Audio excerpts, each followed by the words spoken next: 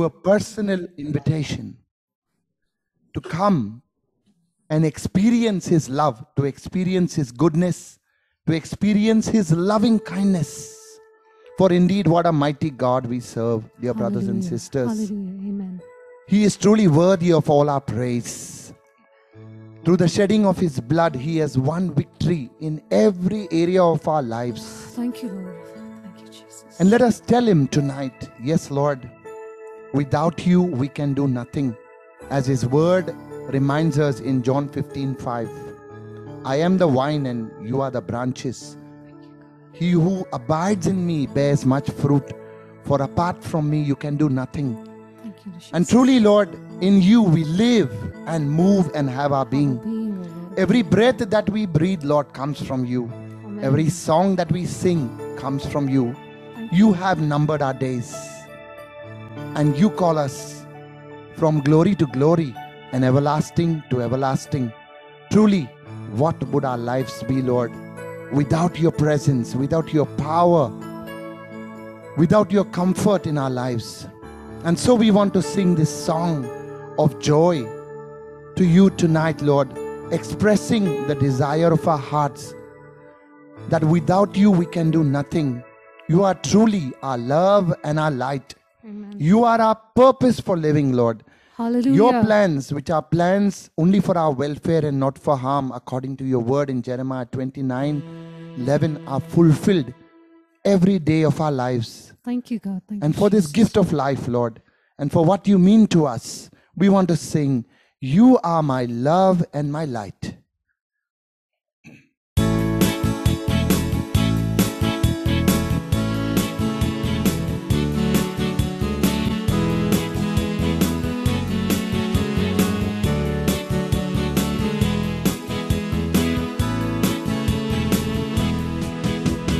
You are my love and my light. You are my purpose for living. You are my hope in the night, my reason for singing. You bring the joy to my life, and You're making it better and better. Oh, and I will give thanks forever and ever. Let us sing this song to the Lord. Tell Him, You are my love and my light. You are my purpose for living. You are my hope in the night, my reason for singing, for singing. You bring the joy to my life, and You're making it better and better. Oh, and I will give thanks forever and ever. Will we ever know what we have been given? He has chosen us and called us His own. Thank You, Lord. Flowing from His throne, there is a river, sweet Holy Spirit, bringing life and health wherever it goes. You are my love and my light. You are my purpose for living. You are my hope in the night, my reason for singing. Yes, Lord, we bless Your name. You bring the joy to my life, and You're making it better and better. Oh, and I will give thanks forever and ever. We will bless Your name, always and ever. Offer up the sacrifices of praise. Teach us, Lord, we pray, to live in Your presence. Make us more and more like You every day. You are my love and my light. You are my purpose for living. Let's tell Him, Lord, You are my hope in the night, my reason for singing. You bring the joy to my life, and You're making it better and better. Oh, oh, oh. And I will give thanks forever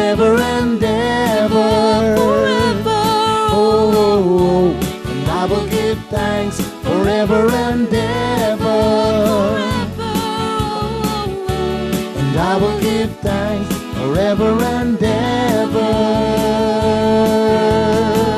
Praise you, Lord. Blessed be your holy Praise name. your name, For Jesus. you are Thank you, worthy Lord. of all You are praise, from King, you are everlasting to Redeemer, you are everlasting. Savior, Lord. You alone You are are God. love, You you are are mighty, light. you are We praise great, you, you are we bless you, glorious, Lord. you are None like you, omnipotent, Jesus. omnipresent, King of kings and omniscient Lord of God. lords, we praise We you, Lord, praise by you, your Lord, cross tonight. We give you and by your glory, we give resurrection. you You have honor. set us You free, O alone are Lord. the light You of are our the lives. King You of alone are kings, the Lord. You joy are of our Lord days. God.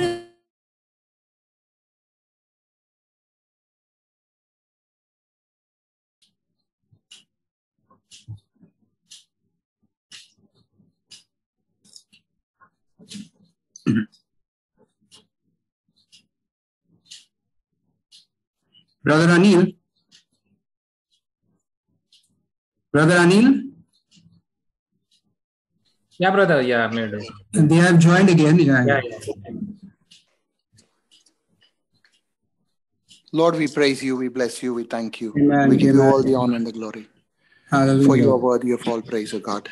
Thank you, From the Lord. King of Kings and the Lord of Lords. We bless Give you, you Lord God. glory, We honor, thank you for this Amen. time, Lord God. We thank you for glory, your honor, and all presence and your praise power. belong to you. Hallelujah. Thank you, You are the Jesus. Lord, you are the Blessed God, be you your are holy the name, King of Almighty. Kings and Lord of Lords. Exalt your We give name, you Lord God glory, and Lord. We Master. give you Hallelujah. honor. We give you Hail, power. hail, hail, Thank you, Holy Lord. Praise you, Trinity. Lord. Thank you, Praise you, Jesus. thank Praise you. you, Lord. The Lion of the Praise you, tribe of Jesus. Judah. King of Kings and Lord Praise of you, Lords. We praise you. exalt Praise you. you, Praise you, praise Lord. you. Thank you, Jesus. Thank you, Lord. The Praise you, Alpha and Lord. the Praise you, Omega. Lord. Praise you, Lord. You are our Praise you, Lord. Redeemer, you are our Praise you, Savior. Jesus. Thank you, Jesus. Thank you, Lord. Praise you, Lord. Yes, Praise Lord, the Lord. even as we Hallelujah. come into your presence, Glory, Lord God, we are in different frames of mind at this point of time, Lord God. Some of us are over the top, and some of us have come after a tired day's work. And Lord God, we have different situations, dear brothers and sisters. Even as you come into the presence of the Lord, there may be some of us who are in difficult situations. There are some of us who are in situations that affect us at our work. There are some of us who are in difficult situations related to health. There are some of us who are in difficult situation related to our finances. There are some of us who do not know what to do and are at our wits' end. And dear brothers and sisters, we are reminded in Psalm 77, where the psalmist, he says, Lord, you keep my eyelids from closing. I am so troubled that I cannot speak. And what does he do at this point of time? He recalls the goodness of the Lord. He calls to mind the deeds of the Lord. He calls to mind the greatness of the Lord. And dear brothers and sisters, at this time, I would encourage you to remember the times when the Lord came through for you. He is a faithful God. He never fails. His mercies never come to an end. He's a promise-keeping God. He's a covenant-keeping God.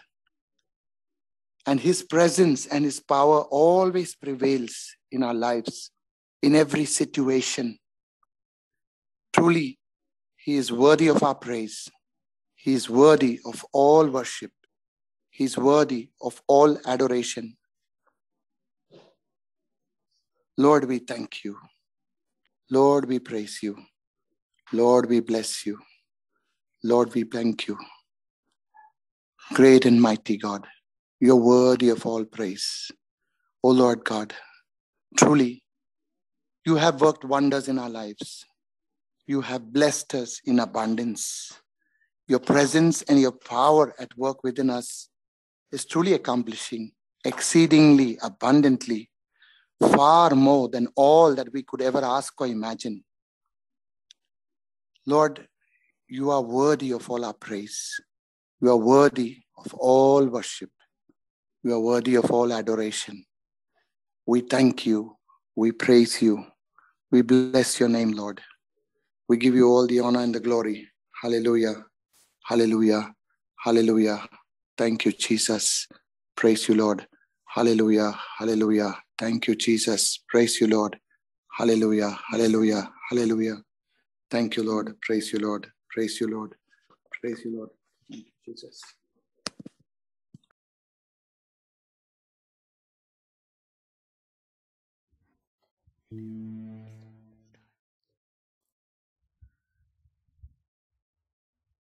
Lord, even as we are reminded of your goodness, even as we are reminded of your loving kindness, we want to sing this song to you, this song of praise, this song of adoration, thanking you for your goodness in our lives, for your power and your presence in our lives. I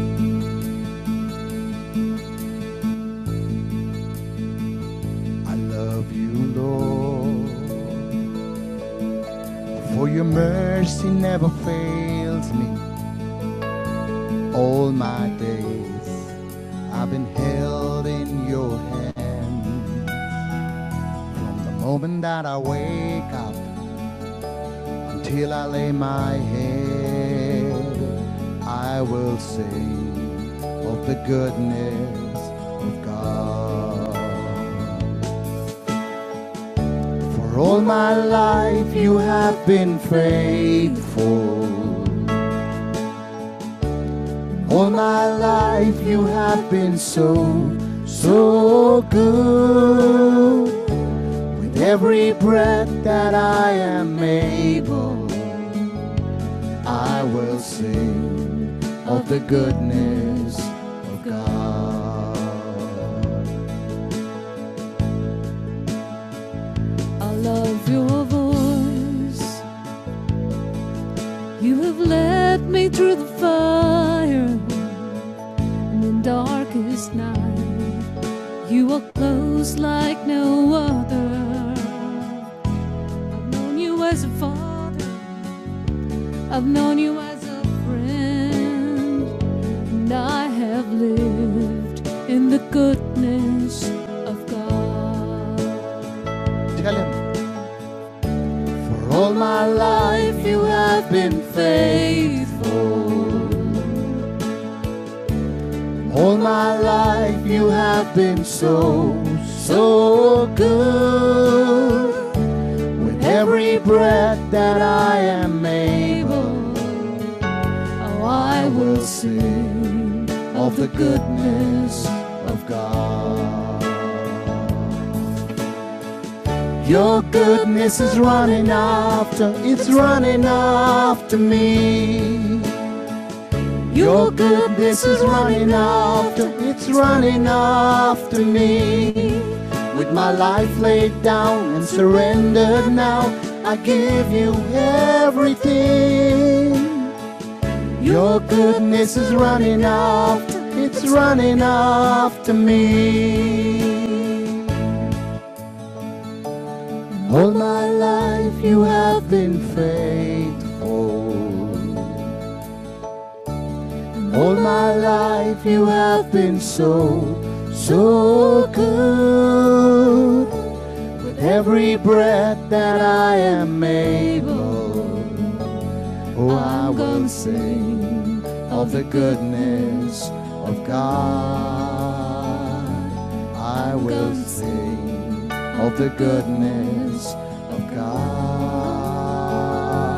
I will sing of the goodness of God. We praise you, Lord. We bless your name. We give you glory. We give you honor. For you alone are worthy to be praised. You are the King of kings and the Lord of lords. You are the light of our lives. You are the joy of our days. You're our glory and the lifter of our head. You are our refuge and our fortress, Lord, a mighty tower of strength. You lead us on by your mighty right hand and your outstretched arm. You are our refuge, you are our fortress, you are our shield, oh God. You are our protector, provider, healer, deliverer. You are our glory and the lifter of our head. We praise you, Jesus. We give you glory, oh Father, Son, Holy Spirit. We bless your name. For you are good and your mercy endures forever. Hallelujah, hallelujah, hallelujah, hallelujah, hallelujah. Praise you, Jesus.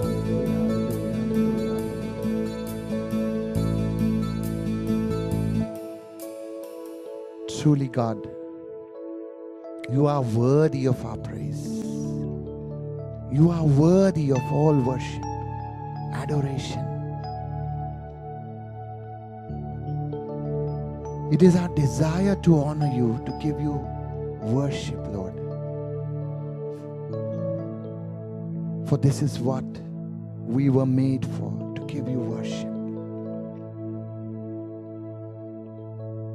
And so, Lord, from the depths of our hearts, we reach out to you.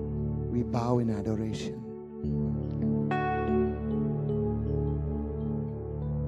Truly, you are worthy of all our praise. This is our desire, Lord, to honor you, to worship you. Thank you, Jesus.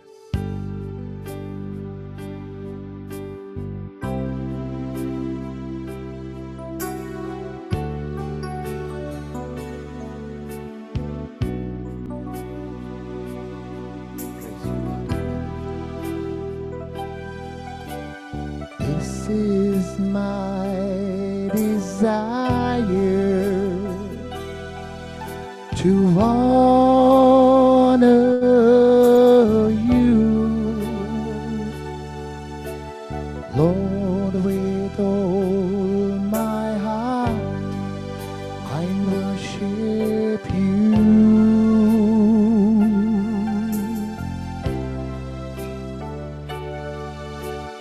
All I have within me,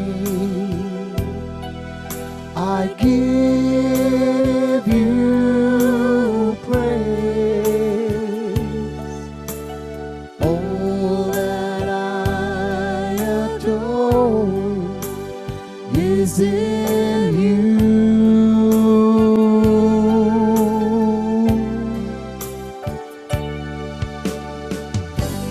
Lord, I give you my heart, I give you my soul.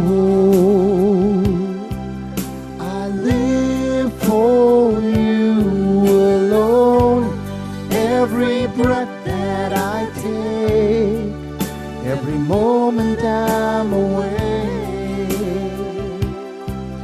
Lord, have your way in me.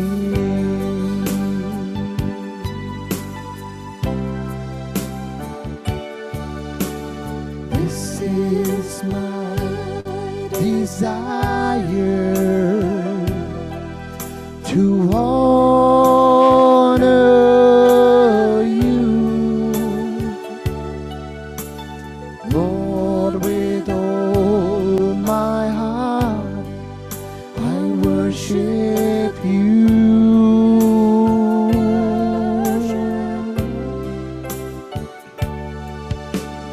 All I have within me,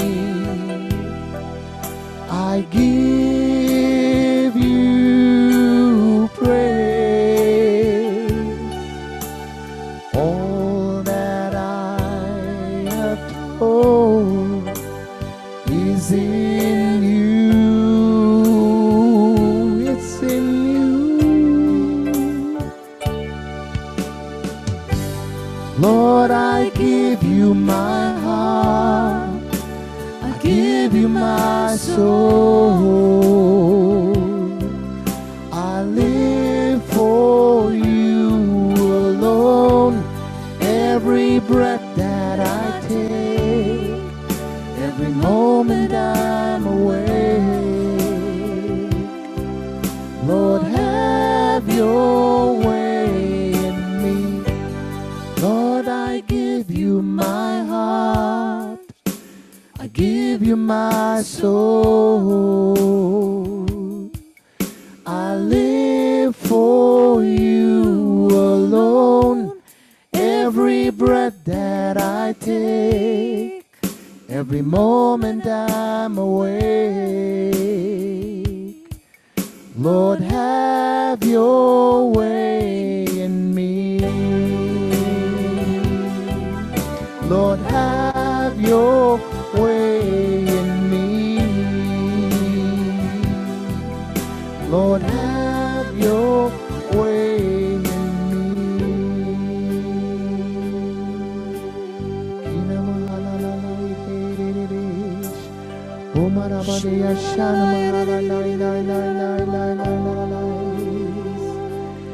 Kina mahasakara mahiribiri la la la la la la la la Umarara hiriri la la la la la la la Kina mahala la la la la la ya sikne meri la la la Kina meri Oh mala la la la la la la ya sikne meri Shina mahala la la la la la la la la la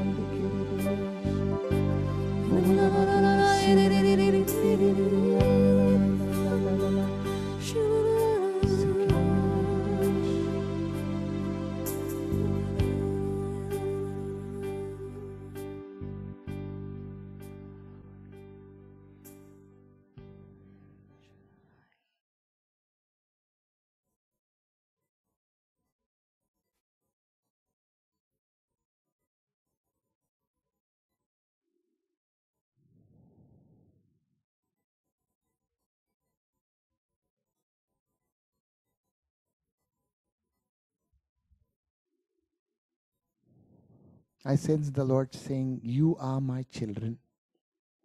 I love you with an everlasting love. Remain in me, remain in my word, and you will see my glory shining in your lives.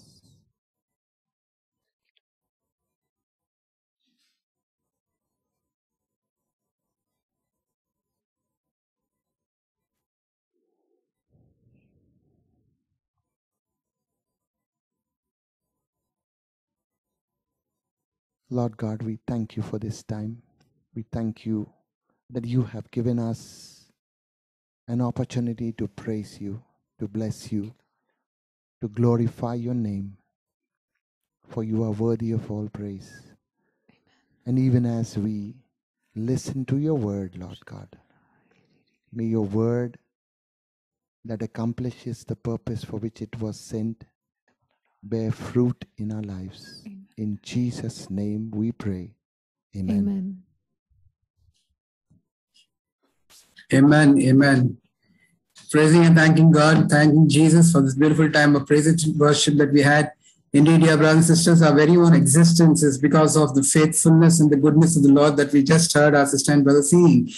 All my life, the Lord has been faithful. It is all my life, He has been so, so good.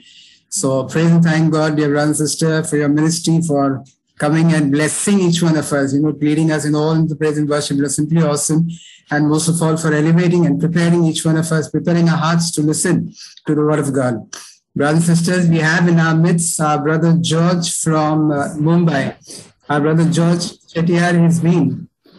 He is a part of the current Bombay service team, that is the BST of the CCR and the ex-Tabor ministries in preaching and counseling. So Brother George is going to share the word of God, and the topic that our brother has selected is from Isaiah 65:24. Before they call, I will answer. Wow, what a promise of the Lord. Thank you, brother, for coming in our midst to bless us. Over to you, brother. Praise the Lord. Praise the Lord. Am I audible? Yes, brother. Okay, praise God. Praise God. Thank God, and thank you all of you for having me here, for giving me the opportunity to share the word with each one of you. And I'm so glad that home away from home, but still you all have not forgotten the Lord, the love for God, the love for Jesus, the love for His word, the love for the Spirit is alive in your hearts. So I truly thank the Lord for each one of you. And Isaiah 65:24 is what I'm going to talk about. And this being a prayer meeting, so I thought that first I will begin with something related to prayer. And so, like many, I also had the misapprehension that prayer is my idea. That conversation with God begins with me. It is initiated by me. The idea that I have to get God's attention and that He would listen and respond if I said the right words and led the right kind of life. So that was my idea. And many have this idea about prayer. But in such a situation, prayer becomes burdensome, laborious.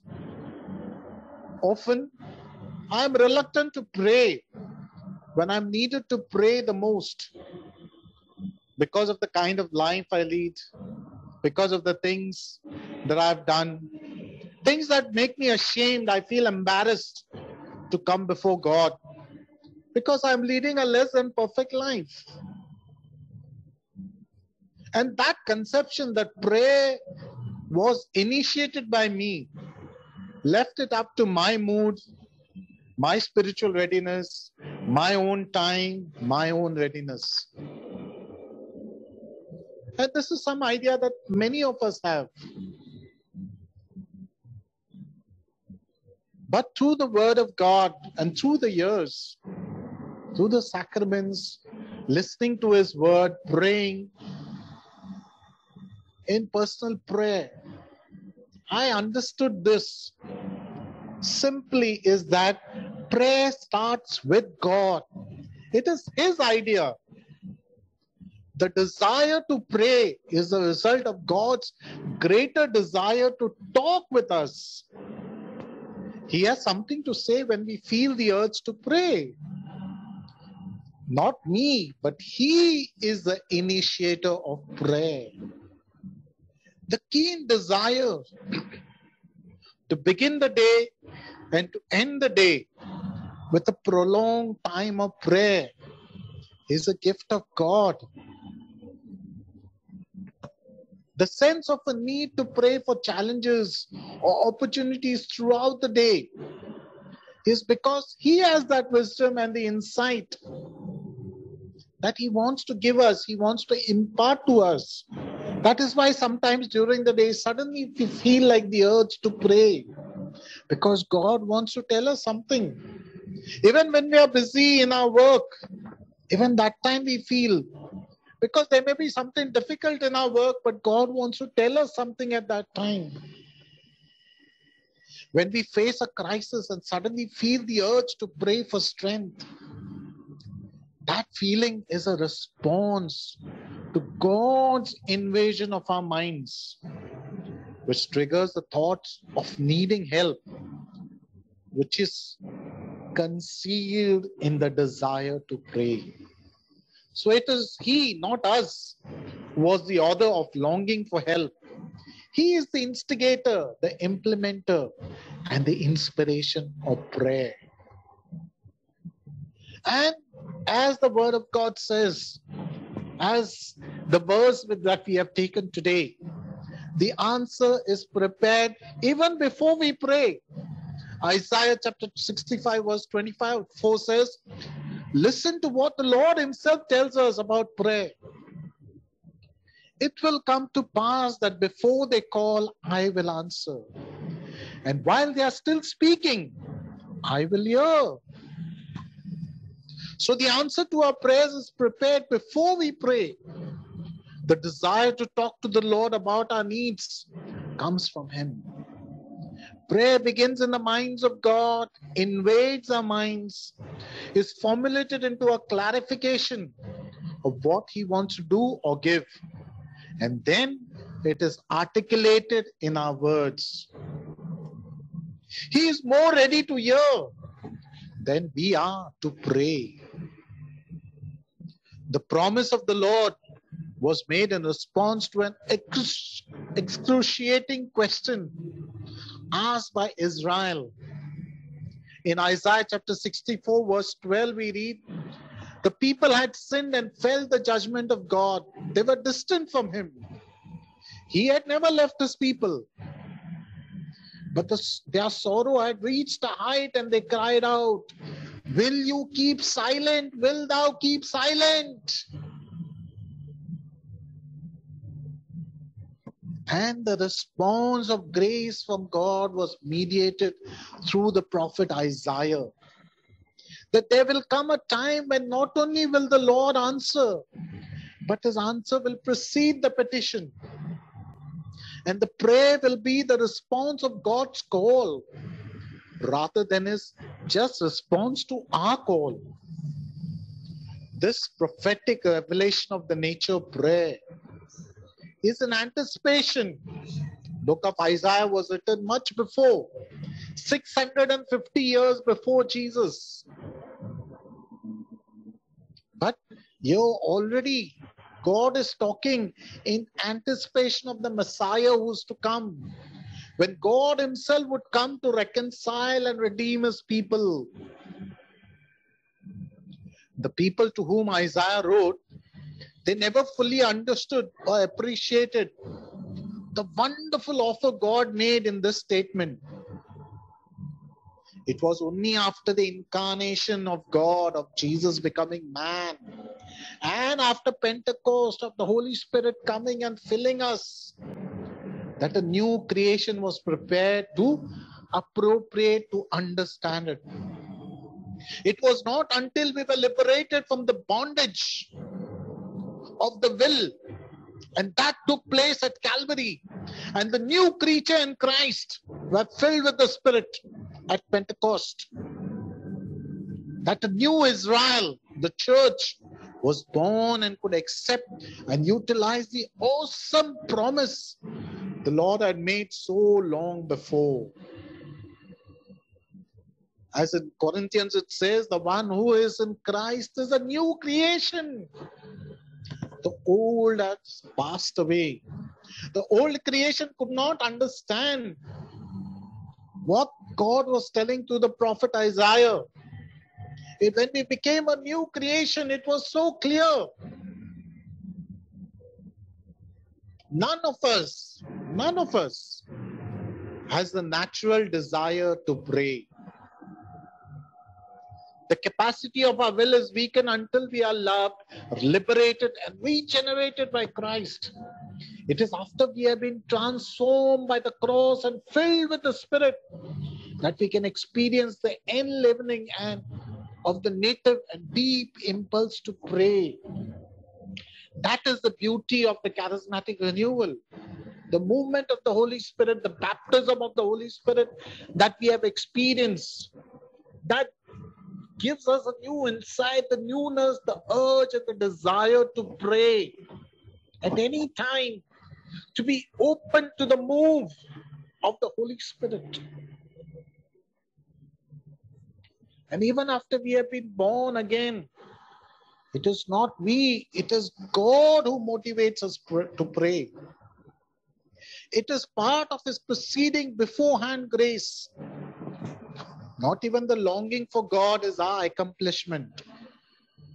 It is birthed in our souls by the Lord who created us for communion with him. Yes. If you read the book of Genesis right at the beginning, Genesis chapter 2, you find that God came and spoke to Adam and Eve because he wanted to have communion with the man and the woman he had created. He wanted to talk to them. He wanted to be one with them. He did not do with the other animals. That's why after sin, when Adam and Eve, they went and hid behind the bushes. You read that God in the evening when he came to talk to them, to be with them, to communion with them. Yes, that's the speciality of being us humans, the special creation that we are. God has made us for him, to be in communion with him, to be one with him.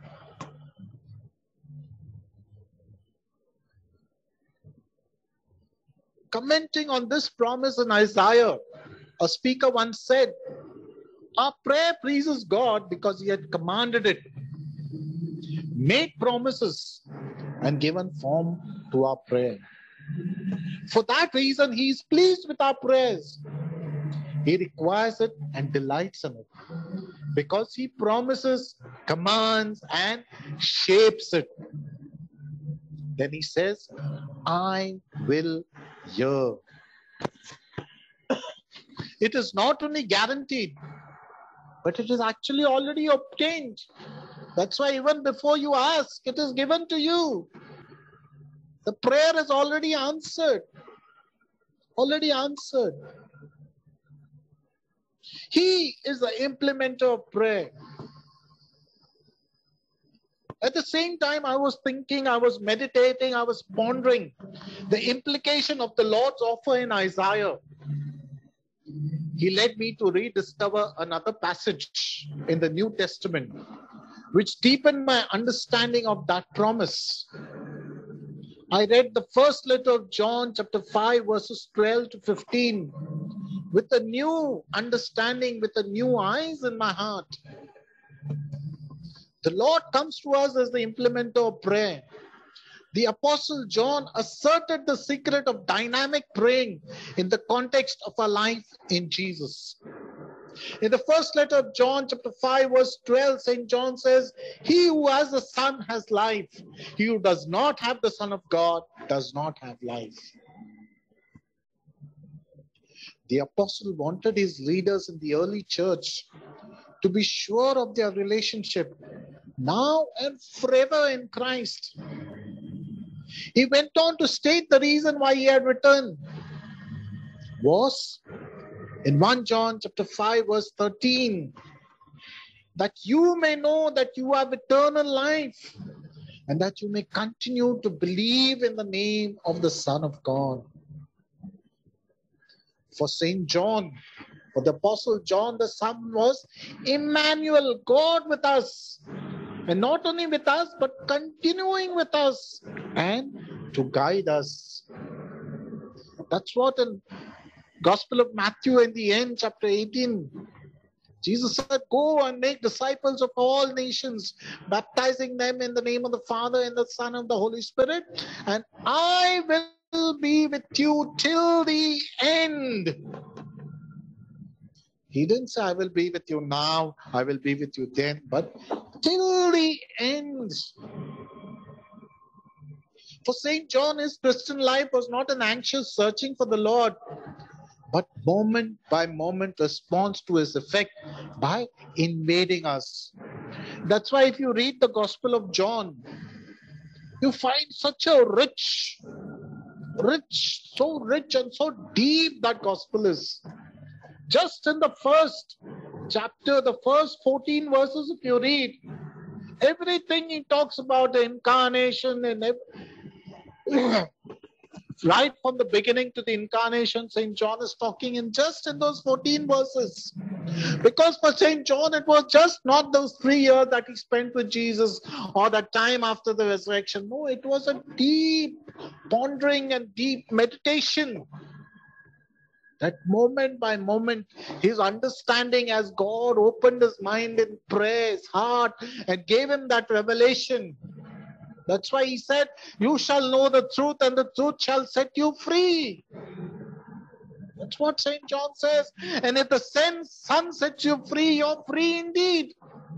All this you find in the Gospel of St. John. That was his moment in prayer. His prayer. The deep understanding that God, the Holy Spirit, gave him. Then in first letter of John, chapter 5, verse 14 and 15, St. John sounds the same joyous note that we heard in Isaiah. Same promise he's making. Now this is the confidence that we have in him, that if we ask anything according to his will, he hears us. And if we know that he hears us, whatever we ask, we know that we have the petitions that we have asked of him. 650 years before Jesus, what Isaiah prophesied here, about 60, 70 years after Jesus, St. John is coming to understand the same thing he's saying. Exactly the same thing. And if you check the Greek text in which the New Testament was written, to review the words of confidence and him, just leap out of the page if you look at in the Greek. Confidence, the word in the Greek is paresia. And the word means boldness. It is a combination, a compound of two words made up of pan. Pan is all, and Resha is to tell, meaning freedom to speak boldly. So prayer is the freedom to speak freely and boldly to our God, to the Lord, because He is the instigator of prayer. I am not coming to God in prayer and asking and begging. No, it is starting from God. So I can speak boldly, I can ask boldly. I don't need to just keep on murmuring, oh Lord, if you please, if you will, please God, please. No, it is He who has started it. So I have to make the dialogue a bold dialogue. And the English translation of the next words do not catch the exact implication, exact meaning of the original Greek. The confidence we have in prayer is what we have in Him. In Him. We have in Him. That's what the English says. But in the Greek, the real meaning is toward Him, not in Him, but towards Him, or face to face with Him. Just like Moses, when he went into the tabernacle, he spoke face to face with God, and his face, and when he came out, his face was glowing. So when we spend our time in personal prayer in the morning, are we sitting face to face with God? And when we get up, is our face glowing like that of Moses? The Greek word is pros auton. Pros is for the Greek word prosperton, which is face. So prayer for St. John here is face-to-face communication with Christ as part of the eternal quality of life we have in Him, which gives us boldness. Face-to-face, first we listen to Him intently, and then we can speak with interpretivity. And who starts this face-to-face conversation? Of course, the Lord. St. John makes that clear in John chapter 4, verse 19. We love Him because He first loved us. Even love is not our own, but it is because God first loved us, so we are able to love. He is the prime mover in our salvation, the gift of faith, and the initiation of prayer. Even for salvation, God was the initiator. It's not we. God sent His Son. He took the initiative. In Genesis chapter 3:15, already He had made that promise. He initiated. After Adam and Eve fell and they fell into sin, He already initiated. He already made that promise that what He is going to do. In prayer, He makes known to us what is His will, so that we can ask for what He longs to give us. He calls us into His presence because He has the answer to our needs and our questions. So if we ask anything according to His will, He hears us. Our assurance that He hears us is that He is the one who asked for this conversation. That is our guarantee. That is the promise. Because I didn't start it. God started. He wanted the conversation. So if I ask something, He will listen, because I will be asking according to His will. He will not call us to pray and then refuse to listen or be inattentive to our prayer. That's the confidence, boldness we have in prayer, is our response to His call. In the time of face-to-face communication, He makes it clear what it is that we are to ask for in the needs. He has come to help us to solve our problems. But the greatest difficulty, the greatest problem that happens is when we come to pray, when we start to pray, we think that I have to do A, B, C, D, E, F. All these steps I have to do first. And then I have to sit and listen to God. That is when God will talk to me. That is the idea that we have. But no, my friends, my brothers and sisters, it is the other way around. First, we need to sit, calm ourselves, and listen to what God has to say. Wait on the Lord. Wait on the Lord. Over time now, waiting on the Lord is becoming difficult. Many a time we are so busy with our life, we're so busy when we get up in the morning, we have a time of personal prayer, we don't have a time. We are so busy that, what to say, quickly we want to finish. This is my step A, then B, then C, then D. I will do this. In the end, I will sit for a minute and Lord, speak, oh Lord, your servant is listening. If I hear something, I don't hear something, I just run away. No. My friends, I assure you, just make a change for once. Just try it out. Sit and wait on the Lord. Wait.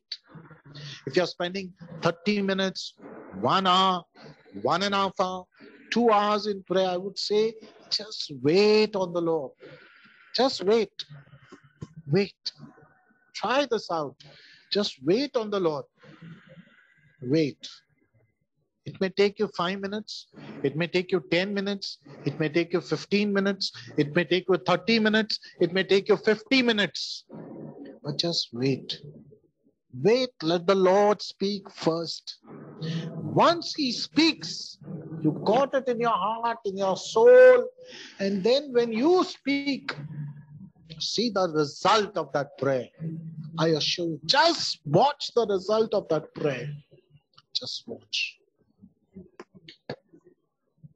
In the Garden of Gethsemane, before going to the cross, before going to His suffering, Jesus went and prayed. But what did He do? He went and knelt down and He waited on the Father. He waited on the Father. He waited on the Father. Just waited for His answer. For His answer. He just waited. Just waited. And on His waiting, God sent angels to minister to Him, to strengthen Him, to go to that cross. At the same time as the apostles, Peter, James, and John, they couldn't understand because they had not received that infilling. They had not gone through that Pentecost experience. So they were not able to wait. They went to sleep. They went to sleep. Jesus told them, watch and pray. Watch, wait and pray. But they could not, because they were not able to understand. Wait on the Lord, because He wants to start that conversation. He wants to start. Even for Eucharist, of course, now it is with the pandemic and all, it is online. Anytime we can put it on, watch different times. Or in the Gulf, it's all the more difficult. I don't know if you get an opportunity to go to the partake of the Eucharist even before the pandemic or after. I don't know what's the situation there. But here, and then what happens when I go to church? People are praying the Rosary, the Divine Mercy. Excellent. Very good prayers. We should pray the Rosary. Very powerful with the intercession of our Blessed Mother. Yes, the Divine Mercy. But the sad part is people don't take time. Even 10 minutes to wait on the Lord before the greater sacrifice is going to happen. That Calvary is going to happen again. It's going to be relived on that altar. But we are not ready to wait. Like Jesus waited in Gethsemane, even 10 minutes to prepare, to hear, to listen, to prepare our hearts to be able to listen. Even when we are watching the Eucharist, partaking, celebrating the Eucharist online, just put it on YouTube, whichever we want to watch. We start and we just partake of the Mass. But can we spend about 5 to 10 minutes, even before we put that on, sit down and wait on the Lord in prayer. Wait on the Lord. And then the Eucharist will come alive. It will be different. The Word of God, the sacraments, everything is alive, happening over there. on that altar. Everything is happening. The Father, Son, and Holy Spirit, the incarnation is happening over there. The grace and peace of our Lord Jesus Christ, the love of God the Father, and the fellowship of the Holy Spirit, right at the beginning. All three are there. Come to pray. Come to pray. Come to pray. And then when we ask, it is with the confidence that we are asking for what He is prepared to give us, to release to us. It is not what we want, but what He wants. Thy will be done, as Jesus said. And if we know that He hears us, whatever we ask, we know that we have the petitions that we have asked of Him. We know before we ask, because the content of our asking has been guided by Him. The same assurance has been stated even earlier in this letter of St. John. First letter of St. John chapter 3 verse 19 to 23 says, and by this we know that we are of the truth and shall assure our hearts before Him. For if our heart condemns us, God is greater than our heart and knows all things. Beloved, if our heart does not condemn us, we have the confidence towards God. And whatever we ask, we receive from Him, because we keep His commandments and do those things that are pleasing in His sight. And this is His commandment, that we should believe on the name of His Son, Jesus Christ, and love one another as He gave us the commandment. So the basics of prayer have already been given in the commandment. The Lord reminds us of this as He calls us into prayer.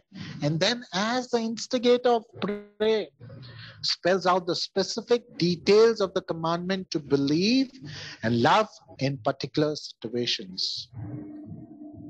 Let me give you an illustration. Recently, one of my friends was in some kind of trouble and he needed my help. And yet he was not sure whether I will help him or I have the time to help him. And when I got to know of a situation through someone else, and when I got to know of the situation, since he was my close friend, I couldn't keep quiet. So I asked one of our common friends to talk to this person and offer my help. My friend said to him, he really wants to help. And he's willing to do this, all these following things. And he enumerated the personal and practical assistance that I wanted to give him. So the intervention of someone common, a friend, convinced that person that yes, I really wanted to help him from my heart. It was not just like that saying. So when that person came to me with the request, he did not have to wonder about my readiness to help him, because he was already sure about it. He came with a confidence inside him. He had the inside information of what I was willing to do. And when he asked me to do exactly what I have offered through this common friend, I did it immediately. Immediately. Let us look at the world of business. I don't know if someone of you are doing business or know business people. A businessman was once telling me that the world of negotiation during businesses, they have to go do a lot of negotiations with different people, with buyers, with sellers, with partners. And a businessman confided that settling a difficult matter was much easier when he knows what the other person is willing, or to what extent the other person is willing to go. If he can get someone to intercede, to be in between for him, to find out what the other party's terms and conditions are, he can make an offer which he knows will be accepted. And on the other hand, when he wants someone to bid at a price he's willing to accept, what he does is, he gets an emissary, someone to go to that person and disclose his willingness of the price to sell at a price that he's ready to accept. So when the offer comes, he responds because it is as per his terms and conditions. But these illustrations are just a fringe, just a tip of the central truth that St. John is seeking to communicate. Christ is the heart of God with us. He guides us in what and how to ask. So when we ask in keeping with what he has revealed to us, we can ask with boldness that the answer is on the way. We know that we have the petitions that we have asked of him. The word no, oidomen, in Greek is used twice. If we know that he hears us, and that we know that we have what he has guided us to ask. So the Greek word means the confidence of possession by anticipation.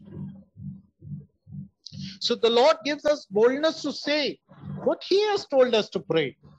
Not what we want to pray, but what he wants us to pray. That is the divine human partnership. God wants us to give us something, but he wants us to say, ask. He will not directly come and give. He wants us to ask. He wants us to ask.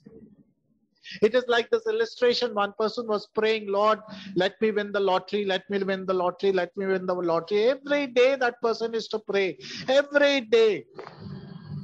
Every day that person, Lord, let me win a lottery. Let me to come out of my situation. Help me win this lottery, the jackpot. He was praying on for days together and weeks together. He was just saying that, going on repeating.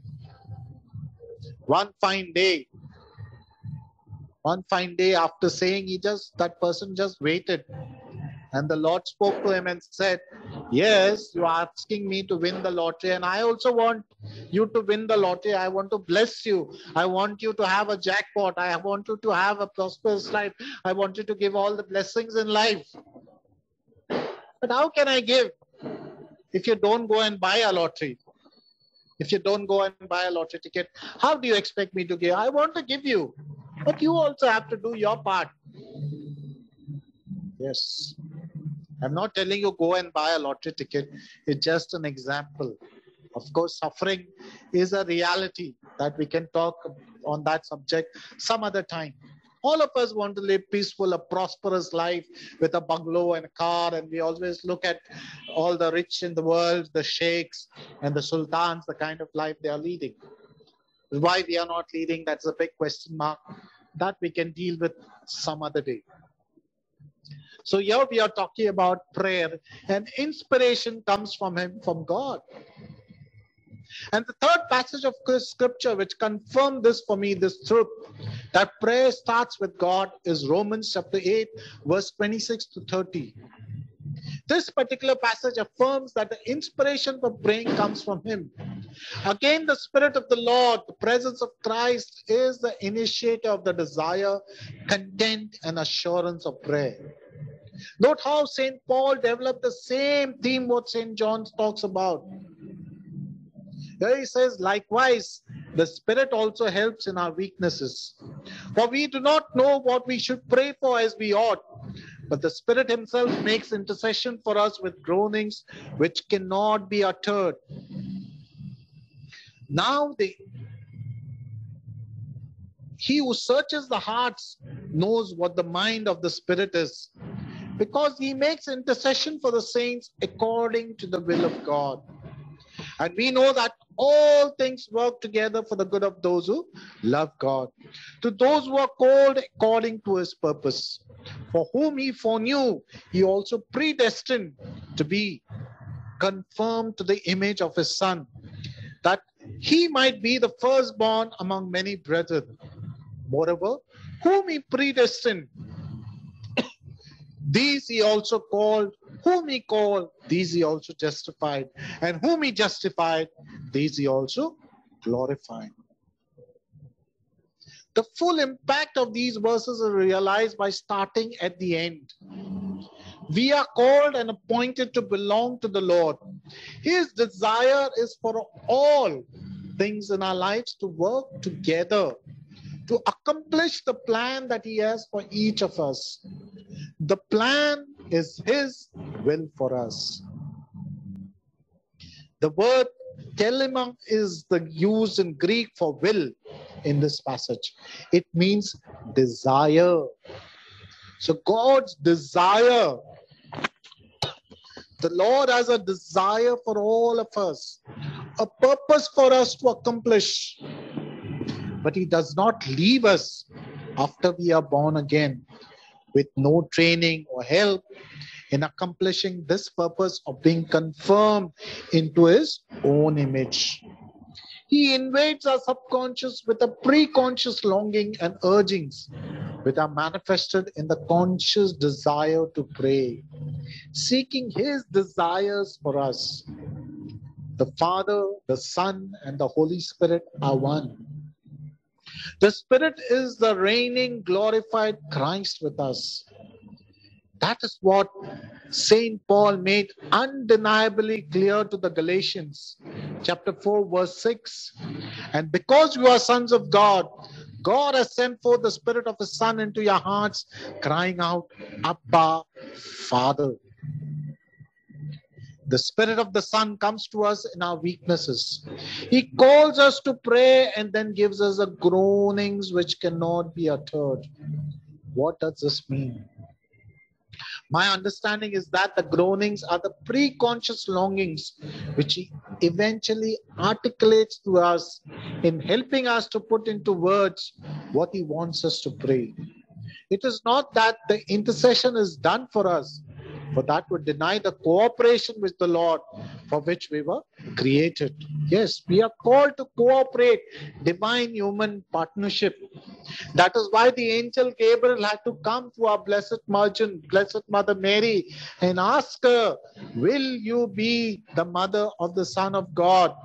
God did not push it on us. He did not do it directly, which He could have done. No. He has given us a free will. He wants us to partner with Him. He will initiate, but He is waiting for our response, for our partnership.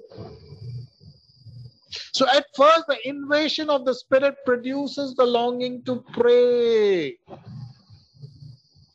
Then when we feel the need to pray, but still don't know how or what to pray, He provides that also. Because He knows our hearts, and in the heart of the Lord, He brings them into agreement. His purposes is to bring our desires into agreement with His desires, so that we ask for that which will be part of all the things working together for good. That is why when you see our Blessed Mother, our Virgin Mary visited Elizabeth, and the Spirit, Saint John was filled with the Spirit, and the babe in her womb leapt. Mother Mary cried out in prayer, glorifying God. The deep desire that God had put inside her came out in that glorious Magnificat of prayer. It was initiated by God, but it came out in the words of our Blessed Mother.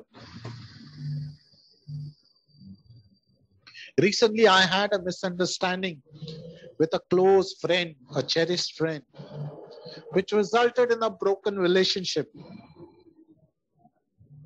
The startling thing was that for a time, I didn't want to do any reconciliation. I didn't want to forgive or ask forgiveness. I chalked it up. I thought I put all those reasons to the irreconcilable differences, which were the cause, the possibility.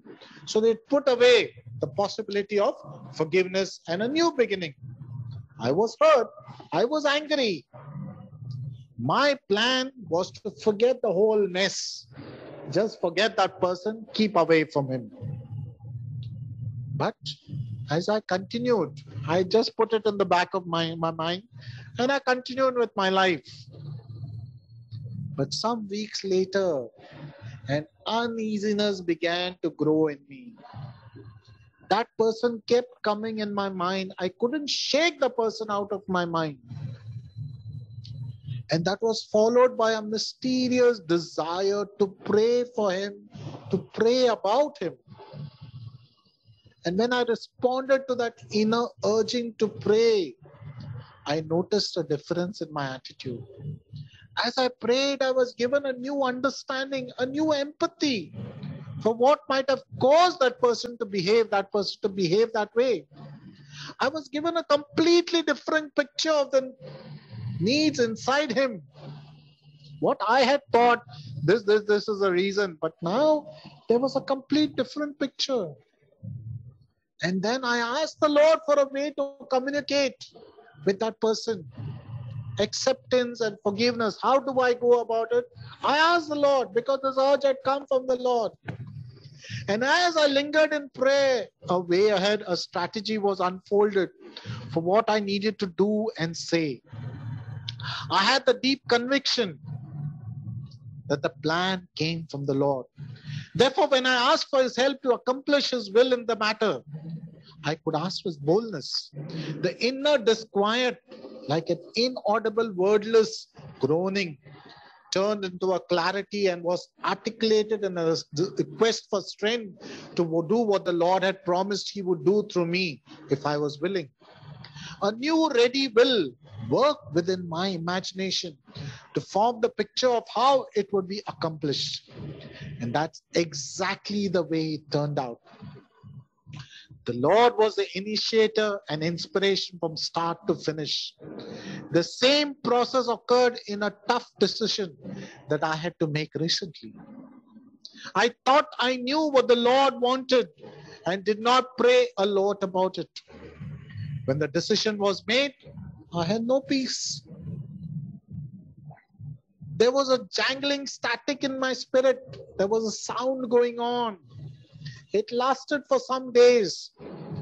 And in between, even my sleep was getting interrupted. I was having disturbance. So I knew something was very wrong. So I asked the Lord to be very clear. I asked him how to pray.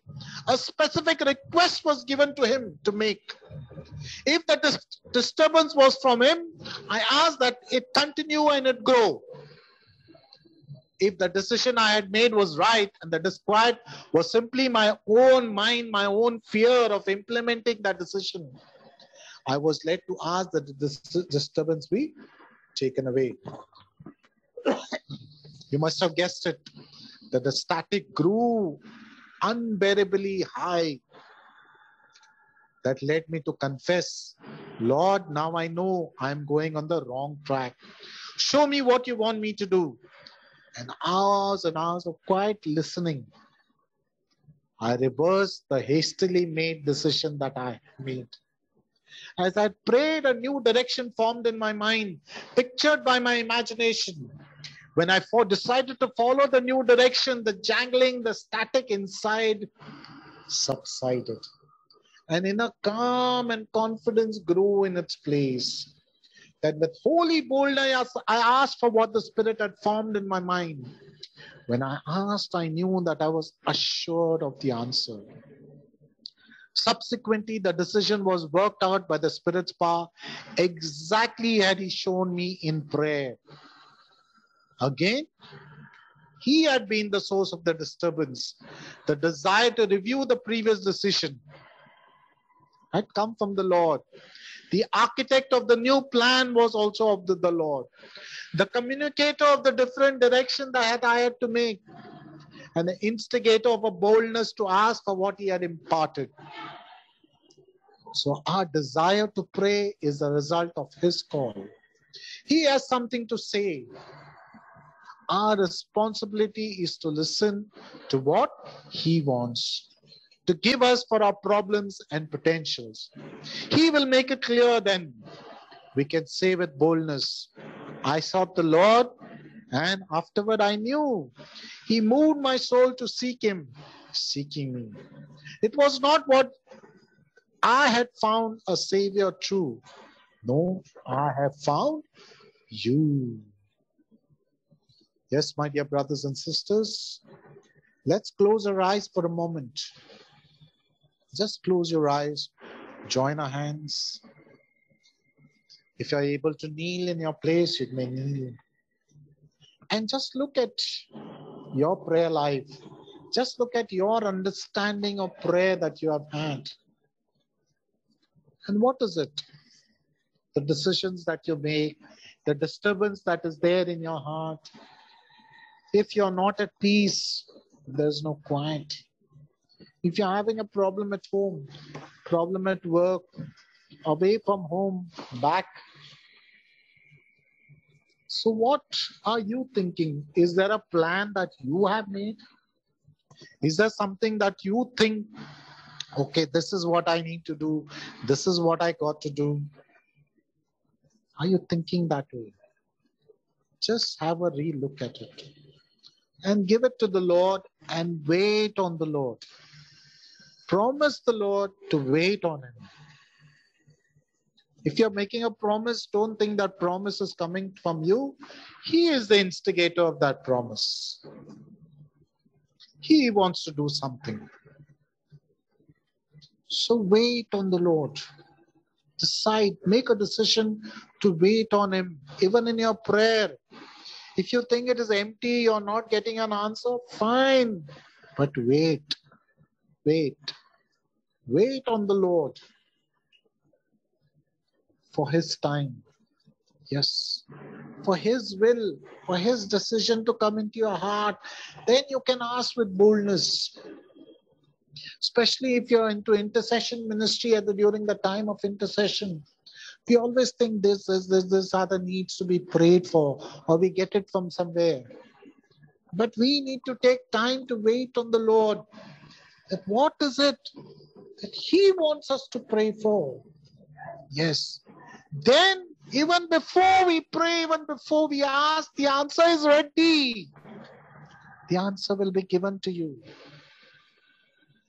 If you have the gift of tongues, you don't know how to wait or what to pray. I would say, my dear friends, spend tomorrow morning in your personal prayer. Just sit and just keep on praying in tongues. You don't know. Let the Spirit pray through you. Let the Spirit pray through you. Just even that's a kind of waiting on the Lord. For His boldness, for His to be filled with His decision. He will fill you. And see the miraculous answers that you get to your prayers. The miraculous results that will happen in your prayers. Seriously. Try it out. Because that will not be coming from you, that will not be coming from me, but that will be coming directly from the Lord. So the answer will be there. The exact answer that you need. Exact answer that you need. Just wait on Him. Just wait.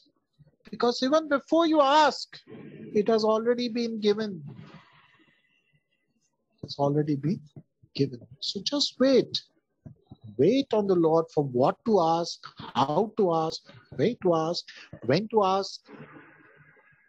He will tell you. Wait on the Lord. Just wait.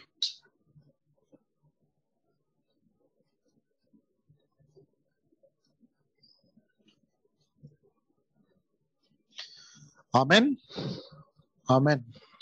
All glory be to the Father, and to the Son, and to the Holy Spirit, as it was in the beginning, is now, and ever shall be, world without end. Amen.